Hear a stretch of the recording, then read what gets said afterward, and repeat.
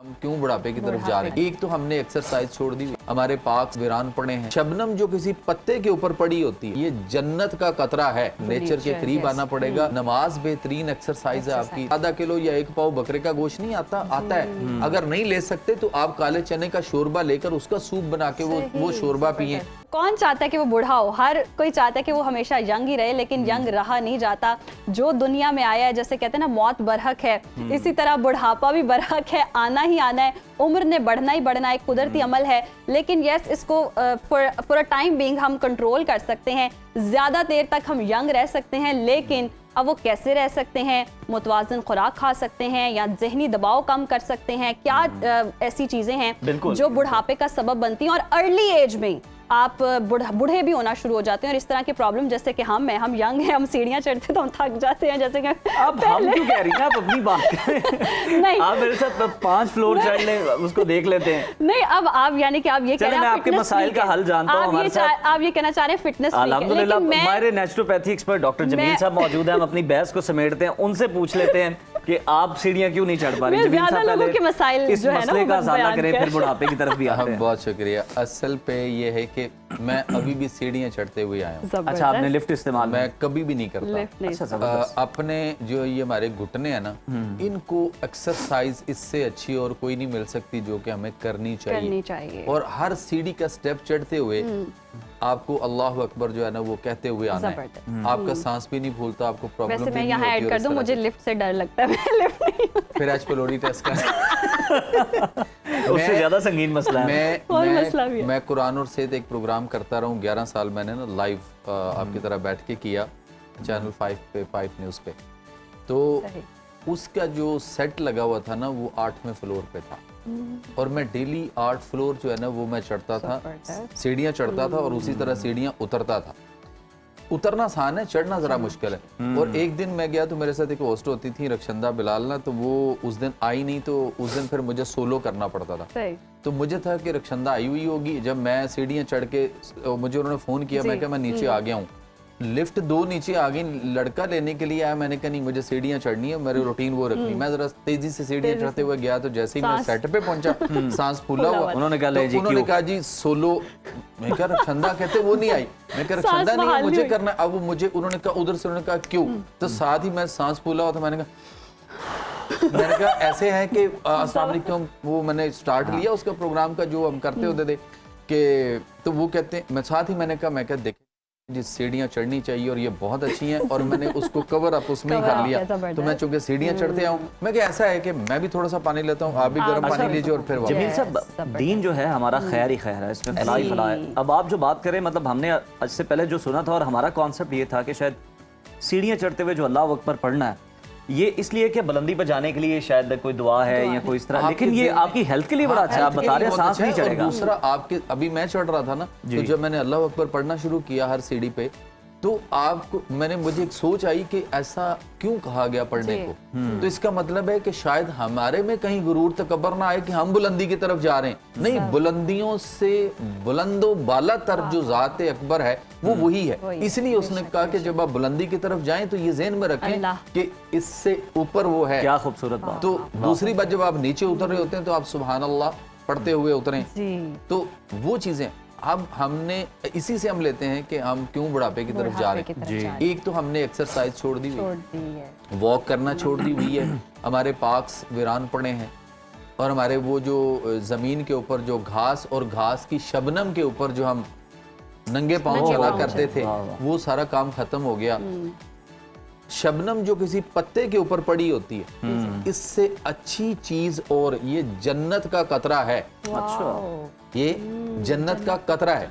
अगर आप सुबह उठकर घास के ऊपर कुछ 40 मिनट जो है वो आप नंगे पांव चलें, और उसके बाद वो शबनम जो पत्तों पे पड़ी होती है, जो साफ पत्तों पे, शफाफ पत्तों के ऊपर चमक रहे होते हैं जो कतरे, अगर वो आप कभी उस वक्त उसको पीकर ट्राई करें तो आपको अंदाजा होगा कि इससे अच्छा एंटी एजिंग और कोई चीज नहीं है। अच्छा, और दूसरी बात यह है कि एक्सरसाइज, वॉक करना, वर्जिश करना, ये सुबह की सैर, मॉर्निंग वॉक, उसके फायदे ये हमने आपने किताबों में पढ़े, हमारे टीचर्स ने पढ़ाए, बल्कि हमारे एग्जाम के अंदर ये सवाल जरूर आता था और हमने उसको तैयार किया होता था और हम उस पर अमल करते थे। जब पढ़ाया जाता था तो फिर अमल करने को भी दिल करता था।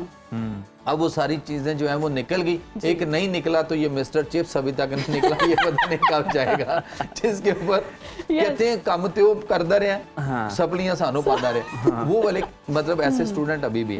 सो बहरहाल हमें फितरत और nature, back to nature, nature के करीब आना पड़ेगा, हमें पंजीरियां वापस लानी पड़ेगी, हमें देसी घी, देसी घी आपके लिए इतना अच्छा है कि नबी पाक सल्लल्लाहु अलैहि वसल्लम की हदीस है कि दूध एक मुकम्मल ग़िज़ा, और इस दूध में से जो निकलता है घी यानी देसी घी, वो बतौर दवाई शिफा, तो जिसमें अल्लाह के नबी ने शिफा फरमाई हो, उसके अंदर आज कोई अहमक ये कहे कि नहीं इसमें बीमारियां, इससे हार्ट अटैक हैं, इससे मसले हैं, तो फिर ये हार्ट अटैक तो हमारे अबाउदात को होने चाहिए। कैसे वापस लाएं ये सब कुछ? इतनी जिद्दत आ गई है, टेक्नोलॉजी आ गई, हर बच्चे के हाथ में मोबाइल है, इंडोर एक्टिविटीज ज्यादा है, आउटडोर एक्टिविटीज ही नहीं रही हैं, पेरेंट्स भी मोबाइल पे, हर बंदा मसरूफ है और इतनी मसरूफ जिंदगी में। स्पोर्ट्स को जो है वो शुरू करना पड़ेगा स्कूल लेवल से, हमें स्काउटिंग को वापस फाल करना होगा, हमें गर्ल्स गाइड को फाल करना होगा, हमें रेड क्रिसेंट्स और उसकी जो एम्बुलेंस ब्रिगेड और इस तरह की जो एक्टिविटी होती थी उनको लाना पड़ेगा, हमें अपनी एनसीसी को फाल करना पड़ेगा। पीटी का पीरियड हुआ करता था स्कूल में, पीटी का पीरियड हुआ करता था, पूरी ड्रिल होती थी, उसके अंदर पूरे तमाम बच्चों को खड़ा करके नमाज की ब्रेक हुआ करती थी। हमें तो याद है कि जी पहले वुजू करो, भागो वहां से, उसके बाद नमाज है जमात, और जमात के बाद चेक होता था, 2 पीटी मास्टर डंडा लेके खड़े होते थे कि जो लेट पहुंचेगा जमात में शामिल नहीं हुआ उसकी खैर नहीं। तो हमने वो सारी नमाज बेहतरीन एक्सरसाइज है आपकी, नमाज को हम सिर्फ सवाब की नीयत से ना रखें, उसमें और बेशुमार हमारे फिजिकली बहुत सारे फायदे हैं। अब तो जो आयुर्वेदा हैं वो और जो दूसरे मज़ाहब हैं बुद्ध मत और ये, वो कहना शुरू हो गए हैं कि मुसलमानों की तर्ज पर नमाज पढ़ें। वो कहते हैं आप ईमान रखें या ना रखें, वो कहते हैं उनकी तर्ज पे आप एक्सरसाइज नमाज वाली करें, उसी हालत में करें। योगा ऐसे पोस्टर्स में वो बताते हैं जी ऐसे ही। और नमाज में भी जमील साहब अगर हम देखें, अगर कनेक्टिविटी देखें तो टांगों का आपका बहुत इस्तेमाल, और बुढ़ापे के बारे में कहा जाता है कि ये शुरू ही आपकी टांगों से। जी ऐसे ही होता है। तो दूसरा आ गया कि ये हमारे यहाँ इस वक्त जो तेजी से आ रहा है बुढ़ापा आ रहा है, आप बच्चों को देख लें इतने फैटी हुए पड़े हैं, और उसके बाद उनके मसाइल देख लें कि वो सबसे पहले तो ये जो हमारे यहाँ जंक फूड है, फास्ट फूड है, फ्रोजन फूड है, उसके बाद ये डब्बों के जूस, डब्बों के दूध, कोल्ड ड्रिंक्स हैं, और जितनी भी इस तरह के मशरूबात हमने जालसाजी किस्म के बना के जो सिर्फ इंसान पैसा कमाने के चक्कर में और दूसरों को उस लानत पे लगा दिया हुआ है, या हमें अपने आप को बचाना है उन चीज़ों से। मैदा इंसान का सबसे बड़ा दुश्मन है, लेकिन हम उसको बड़ा एंजॉय करते हैं। और सबसे बड़ी बात यह है कि अगर आप अपने आप को बुढ़ापे से बचाना चाहते हैं तो आप टाइम एज मेडिसिन करें। मैंने एक फार्मूला दिया है पब्लिक को कि टाइम एज मेडिसिन, कि वक्त से इलाज करें, वक्त आपका इलाज करेगा। वो कैसे कि आपको टाइम से सुबह नाश्ता करना है, आप 8, साढ़े 8, 9 बजे तक कर लें, और उसके बाद शाम को 5, साढ़े 5 बजे तक आप जो है ना वो कर लें नाश्ता। ये 2 टाइम का खाना है, 3 टाइम का कहीं भी नहीं है, और 4, 4, 6 टाइम तो बिल्कुल नहीं है। इसराफ है, सारा इसराफ है। कुरान के अंदर सूरह मरियम की आयत नंबर अगर हम 61 पे जाएंगे तो वहां पे अल्लाह फरमाते हैं कि जन्नती जन्नत में कोई ला यानी बेहुदा बात नहीं सुनेंगे, अमन और सलामती के साथ रहेंगे, और उन्हें वहां उनका रिज़्क मतवातर सुबह शाम मिलता रहेगा। बुकरा व अशिया का लफ्ज है, बुकरा कहते हैं अरबी में सुबह को, और अशिया कहते हैं शाम को। तो हमें सुबह शाम की जो तलकीन की गई है जन्नत में भी वैसे ही मिलेगा, हमें उसी तरह से यहाँ भी वही जिंदगी जो करने का तरीका। नींद का कितना अमल दखल है, सुकून, क्योंकि डिप्रेशन भी आजकल होता है, ये कितनी वजह बनता है? अगर हम शाम को टाइम से इशा की नमाज पढ़ते ही, जैसे आका अलैहिस्सलाम ने फरमाया कि चिराग रोशनियां गुल कर दो, अंधेरा कर दो, अपनी खिड़कियां दरवाजे बंद करो और सो जाओ। जल्दी सोना और जल्दी उठना सबसे बड़ी सेहत की अलामत है। और उसमें जो वो गोनेडोट्रोफिन हार्मोन का आना है, उसका रिलीज होना है रात को 2:30, पौने 3 बजे के बाद, और उसके बाद उससे जो भरपूर फायदे हमें लिए जाते थे हम उनसे महरूम हो चुके हैं, और एक अरसे से महरूम है। 2 चीजें मैं अक्सर कह रहा हूँ पब्लिक को कि एक, आप नंगे पांव जमीन के ऊपर चाहे पैदल चलें या उस पे नंगे पांव बैठ जाएं जमीन पे, लेकिन 40 मिनट आप कुर्सी रख के नंगे पांव जमीन के साथ जोड़ें। एक वो अर्थ करें, वोल्टेज थेरेपी, आप अपनी 0 वोल्ट करें अपने आप को। और दूसरा जो है ना वो टाइम से खाएं और टाइम से सो जाएं। मगरिब की अजान के बाद 20-25 मिनट तो है, उससे लेट करके आप खाएंगे तो फिर आपका फैटी लिवर आएगा, बेशुमार मसाइल आएंगे, बुढ़ापा तो आना ही है, और भी मसाइल आने हैं, बुढ़ापा आना है। लेकिन कुछ ऐसी टिप्स डॉक्टर साहब अगर आप शेयर कर दें हमारी ऑडियंस के साथ, वक्त चूंकि कम है, इस अमल को स्लो डाउन किया जा सके किसी तरीके से। इस अमल को स्लो डाउन करने के लिए फितरत और नेचर वाली चीजों पे आए, ठंडी चीजों को तर्क करें, ठंडी चीजें कम कर दें। ठंड मौत की तरफ लेके जाती है, हरारत जिंदगी है। आपको सूप लेना है, ये चिकन को छोड़ देना। चिकन जितने का हम लेकर आते हैं, 1.5 किलो तो कम से कम एक घर में आता है, तो वो 1.5 किलो जितने का आता है उतने का आधा किलो या 1 पाव बकरे का गोश्त नहीं आता है। अगर नहीं ले सकते तो आप काले चने का शोरबा लेकर उसका सूप बना के वो शोरबा पिए। आप मूंगी की दाल छिलके वाली पतली बनाकर उसको बतौरे जो है ना वो सूप के तौर पे आप उसको भी ले सकते हैं। इसके बाद आपके अभी जो शुरू होने लगा है, साग शुरू हो रहा है, साग में पालक नहीं डालें, मेथी डालें और बाथू डालें। इससे अच्छा आपके लिए सर्दियों में ठंड से बचाने के लिए गांव में इससे अच्छी चीज कोई नहीं। जैसे शहर वालों के पास लंडा बेहतरीन चीज है, उनके पास साग और वो चीज बेहतरीन है जो उसको बचाती है। और देसी घी का इस्तेमाल है और सूप और मुख्तलिफ जो हमारे यहाँ लंदन से भेजती हैं जो ड्राई फ्रूट्स हैं उनका इस्तेमाल करना चाहिए।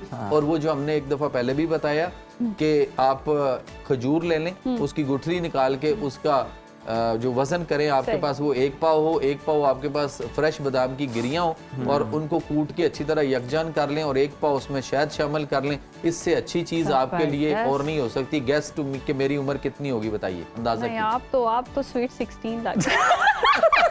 वेरी गुड, ठीक हो गया। ये इन्होंने अपनी ब्रांड की प्रमोशन की है, इसके कपड़े पहन दिए। Very good. लोग मेरे बारे में गेस करते हैं कि मैं 40 to 45 के in between, but I am 54। अच्छा माशाल्लाह, मेरे बाल जो है वो नेचुरल है, कोई कभी कलर ये नहीं देख लें, आपके पास लाइव एग्जांपल है कि ये बिल्कुल मुझे अगर हेल्दी लाइफस्टाइल अपनाएं तो बालों का आपकी कलर देख के मुझे इनसिक्योरिटी हो रही है। यस, और मेरे बालों का भी नुस्खा आपसे ले लेंगे। इसीलिए कहते हैं कि फितरत के करीब आए, नेचर के करीब रहें। नेचर सबसे अच्छा उस्ताद आपको आखिर में बता देता हूँ कि एक उस्ताद का इंतखाब करें और वो है फितरत और वो है नेचर। जनाब आप फितरत का इंतखाब करें, फितरत के करीब रहें। हमारे करीब ब्रेक आ चुकी है जनाब, हमने ब्रेक शामिल करनी है। डॉक्टर साहब आपका बहुत शुक्रिया।